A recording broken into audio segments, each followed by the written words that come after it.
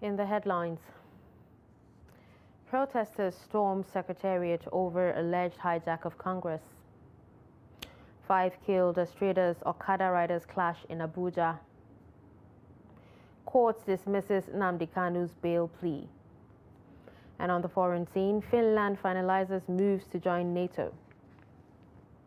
Hello and welcome to Trust News Update. I'm Darshan Hussaina Usman.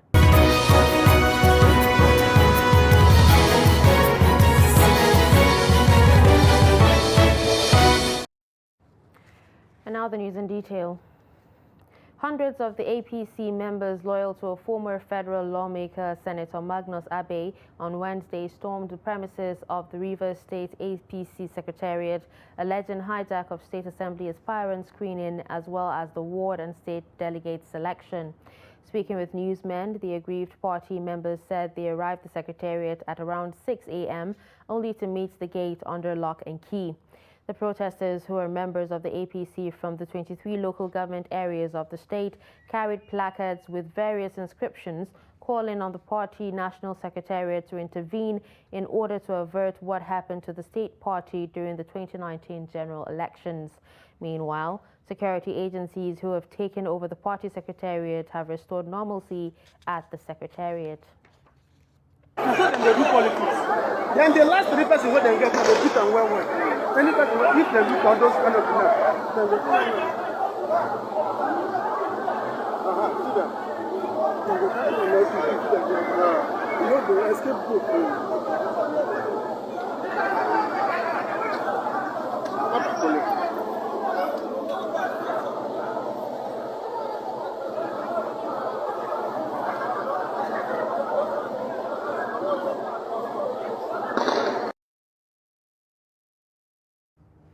As aspirants for the 2023 presidential elections moves to secure party tickets to contest, some aspirants seen largely as underdogs might spring up surprises in the build-up to the political party's national convention.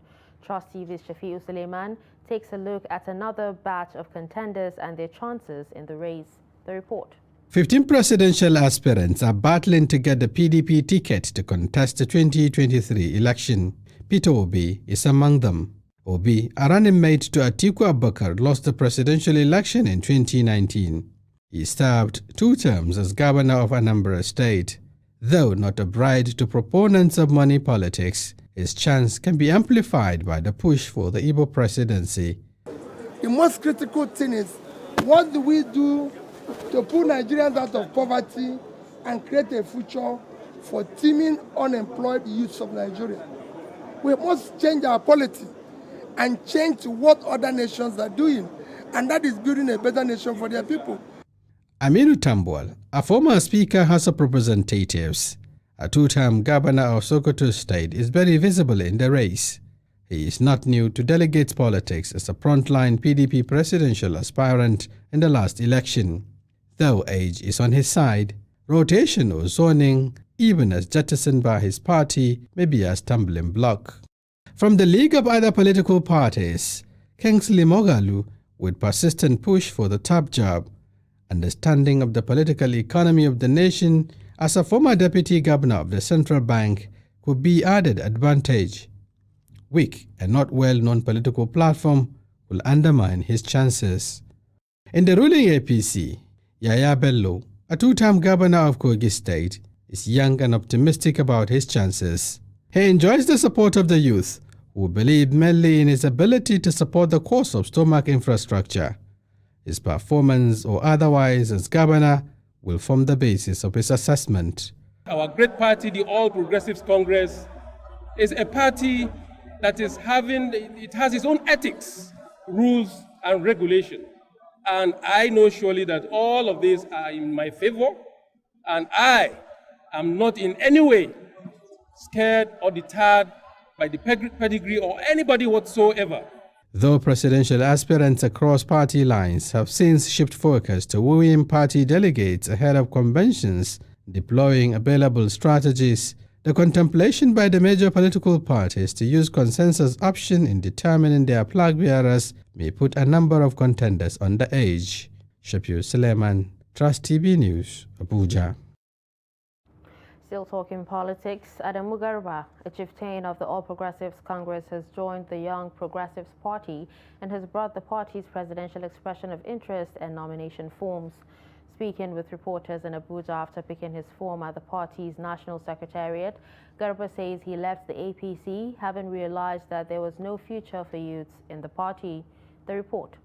Presidential hopeful and former chieftain of the All Progressives Congress, Adamu Garba, has joined the Young Progressives Party, YPP, and has bought the party's presidential expression of interest and nomination form following his resignation from the ruling APC. Garba says he is seeking to create a new Nigeria by correcting the country's foundation. We have to accept our differences. That is the only way we can tolerate one another. And that is why we are bringing a system, a new vision that will re-engineer our unity at the point of our core, which is economy. The economy is what we need to link us of each country that you see standing today in the world, stand strong simply because of their level of economic integration. He says that the youth have no future in the All Progressives Congress or the People's Democratic Party as they are sidelined and denied the opportunity to lead. I've been very loyal, committed member of the party, and I even aspired to contest for the presidency under the same APC in 2019. And for me to come here today and tell the whole world that the future of young people lies with YPP, I think there can be no credible member that should say so, other than me. The YPP is a party that has opened its doors, just like my president has mentioned, the door for the youths, the door for every Nigerian to come in. And in this door, when you come, you find a new deal we have for you, a deal that will lead us to a new age, an age of enlightenment, an age of hope, an age of an economic boom, an age that will guarantee the future of our children. The presidential hopeful added that the system was established at the point of division, which has made Nigerians view each other as different people when we share the same geography. Garba will be contesting against Malik Ado Ibrahim, another presidential hopeful for YPP's party's ticket. Former governor of Kano State, Ibrahim Shekaro, has defected from the All Progressives Congress to the New Nigerian People's Party. The former Director General of the Bola Tinubu Support Group Management Council, Abdulmumin Jibrin, who recently joined the NNPP, made the disclosure in a tweet Wednesday morning. In the last few days, there have been reports of the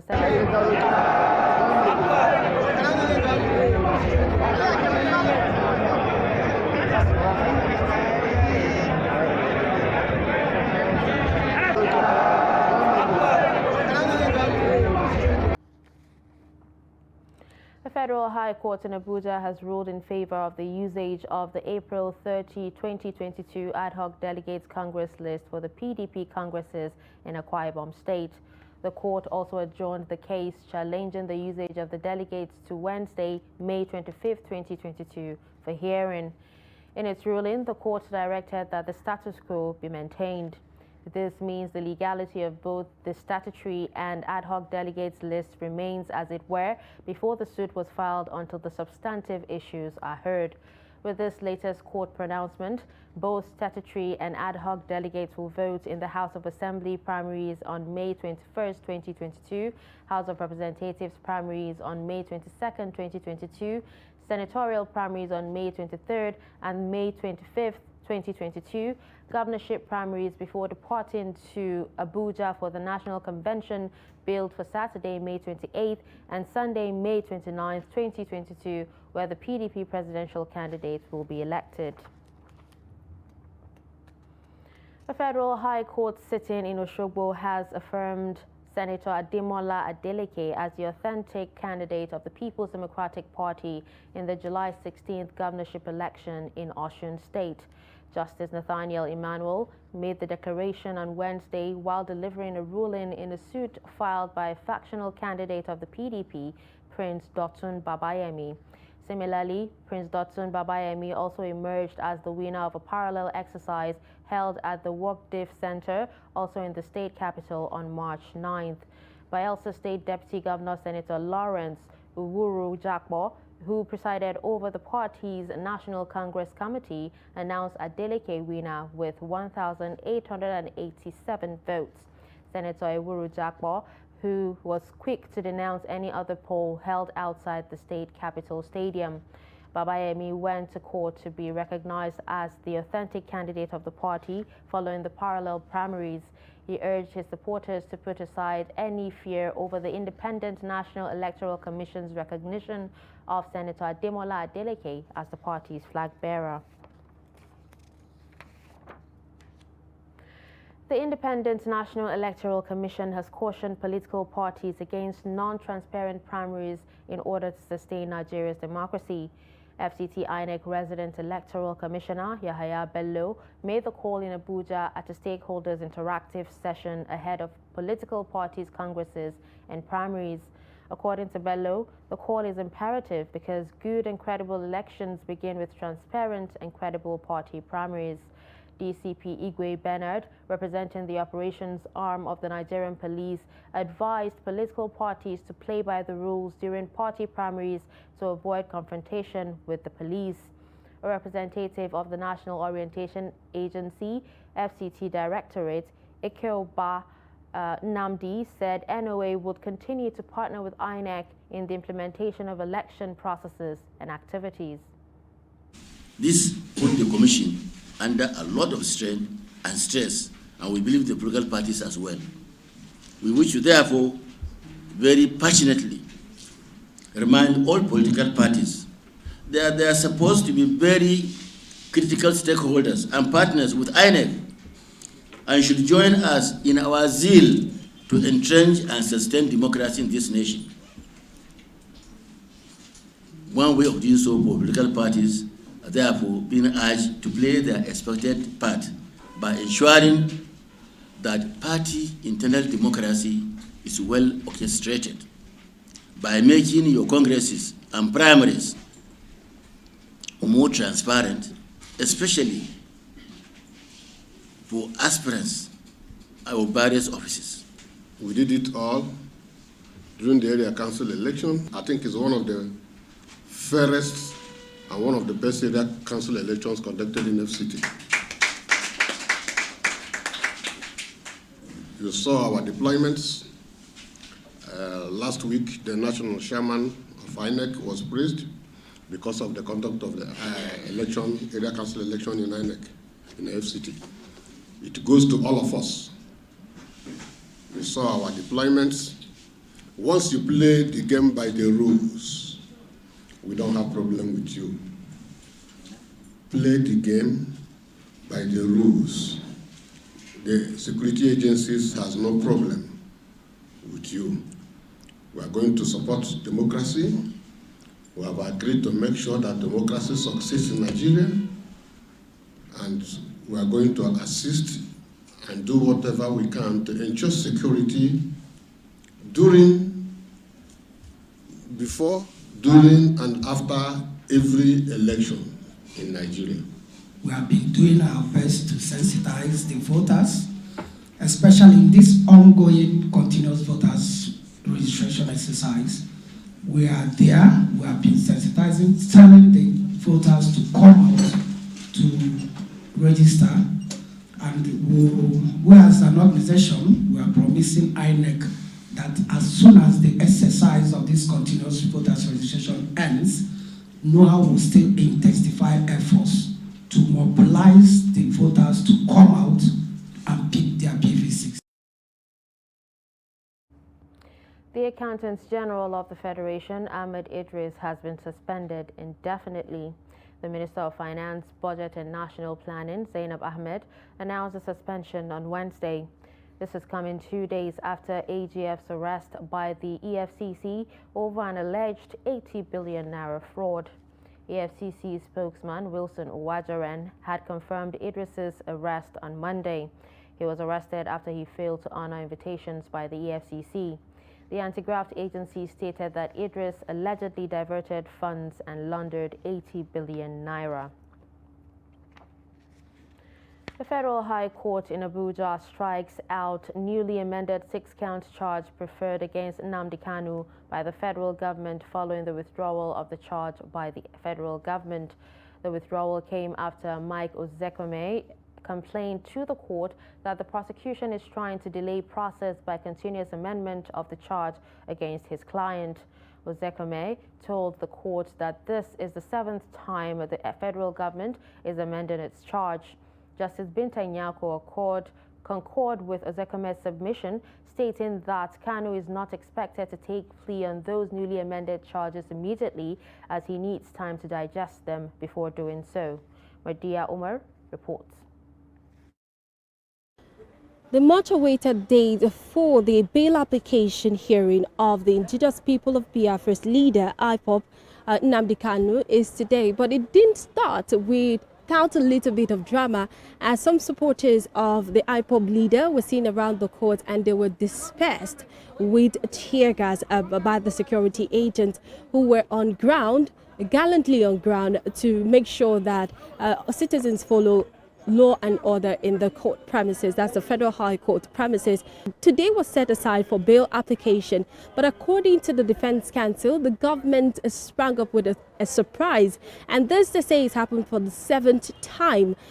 In the government's motion, they moved the motion that struck out one charge out of the 7 charges that is still left for the Indigenous People of Biafra's leader.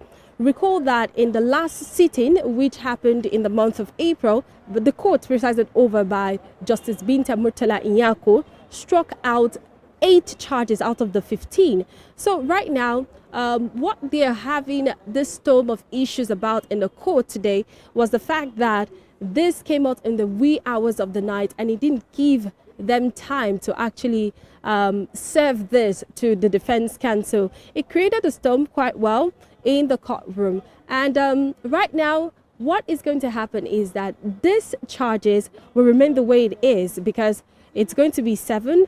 And according to the Defense Counsel, he said that if they accept this 6-count charge, it might mean that they will have to go for a new plea, which might not be favorable for them. So the bail application, of course, today has been denied, but not completely denied, because in the wisdom of the court, they have to sit again and listen to the full story why Nnamdi Kanu skipped trial in the year 2017.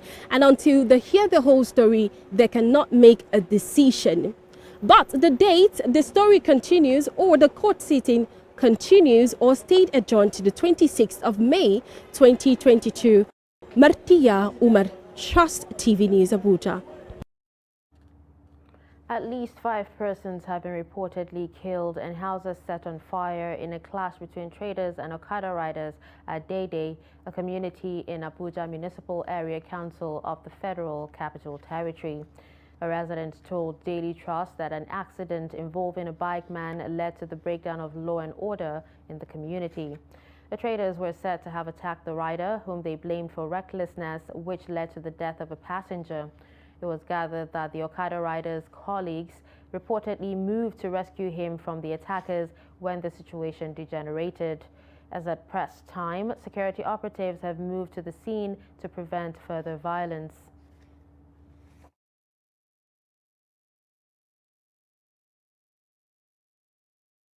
Southerners, I've been Igbo and Hausa, I don't understand the one. But for the Abuja, hey, well, Nigeria, Uche.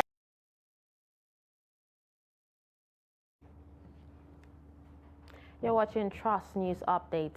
Coming up after the break. Katsina government pledges to address issues around water supply. Do stay with us.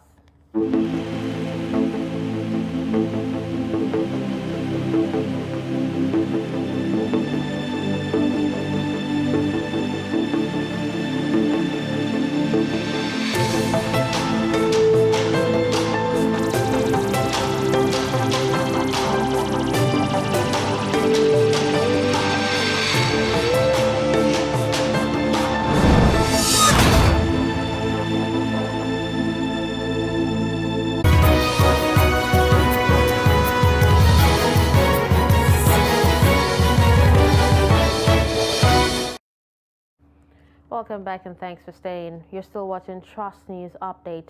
Let's take a look at some of our top stories. We told you that protesters stormed Secretariat over alleged hijack of Congress. You also heard that 5 killed as traders Okada riders clash in Abuja. Moving to more news, Governor of Lagos State Babajide Sanwo-Olu has banned the operation of commercial motorcyclists, popularly known as Okada, in some local governments in Lagos State. Governor Sanwo-Olu issued the ban on Wednesday while speaking with DPOs and area commanders across the state at the Lagos House, Ikeja. The ban takes effect from the 1st of June 2022 in the whole of Ikeja, Surulere, Etiosa, Lagos Mainland, Lagos Island, and Apapa local government areas. The governor said other security agencies will join in the enforcement. The whole of Ikeja local government, the whole of Surulere local government, the whole of Etiosa local government, the whole of Mainland local government, the whole of Apapa local government, and the whole of Lagos Island local government. A total ban on this and all of the highways effective from the 1st of June. This is the first banning that we're going to be embarking on, so that others know that in a short while it's either they get out or they look for something else to do. And from 1st of June, there are LCDs that are underneath them. We're going to publish them. We're going to list all of them, and so we're given the notice now, right, where you can begin to do your recce, begin to do, your strategy. From the 1st of June, please to want all of the Okada to be completely off this major road. Let people begin to. The acute water shortage facing the ancient city of Katsina and its environs may soon be over following rehabilitation, upgrading, and total overhaul of Ajiwa Water Works. Residents of the state capital and some surrounding towns as well as villages have been suffering from persistent water shortage since the beginning of the project. When Trust Television visited Ajiwa Water Works recently, rehabilitation and upgrading works were at an advanced stage of completion. Abdullahi Yamadi tells us more. Ajiwa Water Works has never witnessed any form of rehabilitation or upgrading since its construction in 1974, when Katsina was a local government with a population of less than 6,000 people. The waterworks was designed to supply 50 million cubic liters of water to Katsina and villages along the main pipe to the Asian city. With the increasing population, water supply has continued to decline as a result of failure to replace obsolete equipment over time. However, Governor Aminu Bello Masari administration is saying that it is committing over 30 billion naira towards bringing the Ajiwa Water Works back to life.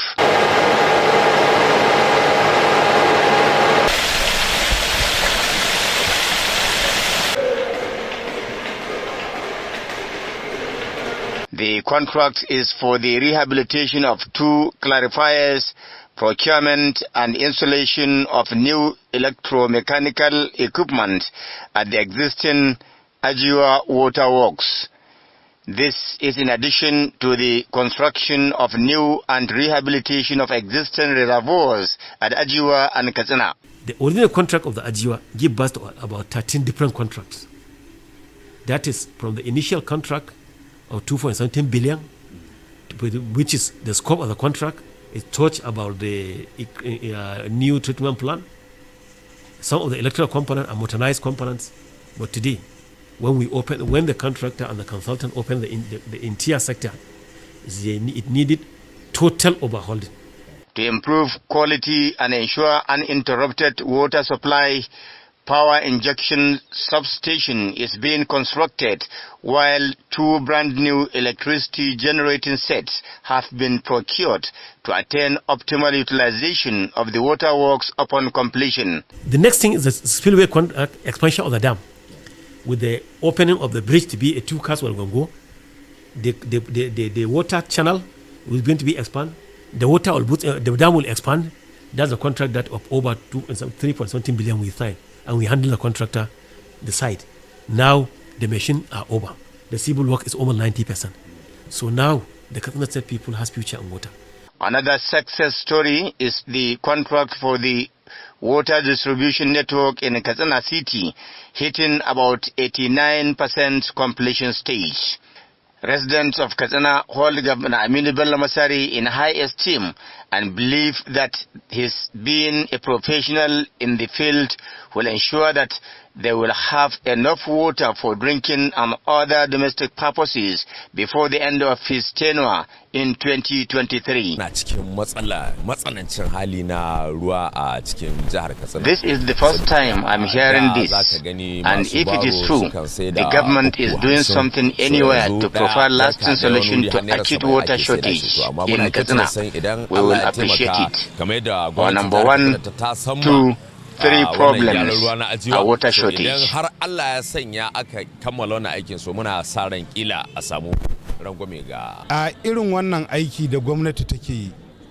The project is long overdue. People have been suffering in silence, and this is one project that has been underreported. Solving our water problem in Katsina is like giving us a new lease of life. Abdullahi Ismayamadi, Trust Television News, Katsina. Away from Nigeria, Finland's parliament has signed off on the plan to seek membership in defense of Alliance North Atlantic Treaty Organization NATO alongside Sweden, marking a historic shift in the Nordic nation's security policy. Lawmakers in the Helsinki voted 118 to 8 to back the proposal, with none abstaining and 3 absent. The vote caps more than 14 hours of continuous debate in the legislature on Monday and more on Tuesday, where the bulk of parliamentarians advocated for entry. The Finnish bill will be signed by the government as well as President Sauli Niinisto before the application can be delivered to NATO as its Brussels headquarters.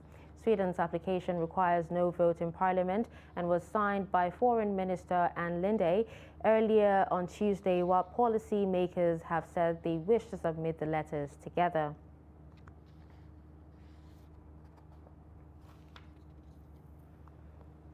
And with this, we've come to the end of Trust News Update. Don't forget to follow us across all our social media platforms. I'm Darshan Hussaina Usman. Thanks for watching.